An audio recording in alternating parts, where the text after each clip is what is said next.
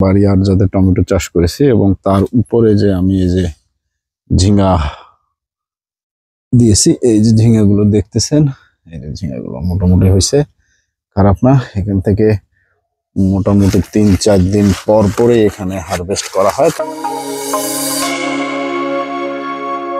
আসসালামু আলাইকুম। রেজাল্ট দেখাচ্ছি, সেটা হচ্ছে আমার এই যে নিচে যে বাড়ি আর যাতে টমেটো চাষ করেছি এবং তার উপরে যে আমি এই যে ঝিঙ্গা দিয়েছি, এই যে ঝিঙ্গাগুলো দেখতেছেন, এই যে ঝিঙ্গাগুলো মোটামুটি হয়েছে, খারাপ না। এখান থেকে মোটামুটি 3-4 দিন পর পরে এখানে হারভেস্ট করা হয়। তারপরেও এই যে ভিতরে লুকাই থাকার পরে এই যে দেখেন এই যে ঝিঙ্গাগুলো কাটতে পারিনি সময় মতো, তাই এটা একদম শক্ত হয়ে গেছে, এটা খাওয়ার উপযোগী না। এখানেও ওই যে হলুদ ফলেমন ফাঁদ দেওয়া আছে, এখানেও দেখেন বেশ কিছু পোকা এই যে আটকে গিয়ে আর এখান থেকে আর এই পোকাগুলো হচ্ছে মারাত্মক ক্ষতিকর পোকা। এটা কুমড়া জাতীয় ফসলের, এটা আপনার মনে করেন ঝিঙ্গা, তারপরে ধুন্দল, লাউ, যা বলেন না কেন, এইটা হলো মারাত্মক ক্ষতি করে। তো এইটা দেওয়ার কারণে আমার মোটামুটি কীটনাশক দেওয়ার পরিমাণটা অনেক কমে গিয়েছে।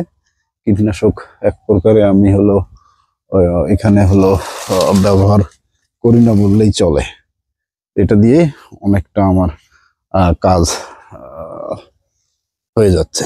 এই যে আমি যে ঝিঙ্গাগুলো আপনাদেরকে দেখাইলাম, এই ঝিঙ্গাগুলো একটাতেও হলো এরকম মাছি পোকার কোনো হলো চিহ্ন নাই, আক্রমণ করার চিহ্ন নেই, এবং সবগুলো সুস্থ সবল এবং সবগুলো ধীরে ধীরে অনেকটা বড় হচ্ছে। তো এটা আসলেই ব্যবহার করা ভালো।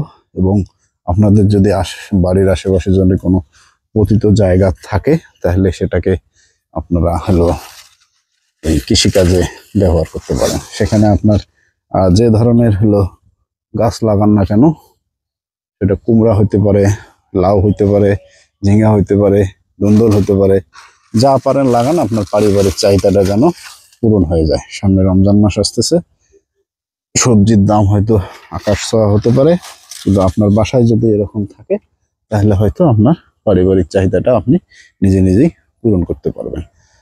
তো ঠিক আছে, ধন্যবাদ সকলকে, ভালো থাকবেন। আসসালামু আলাইকুম।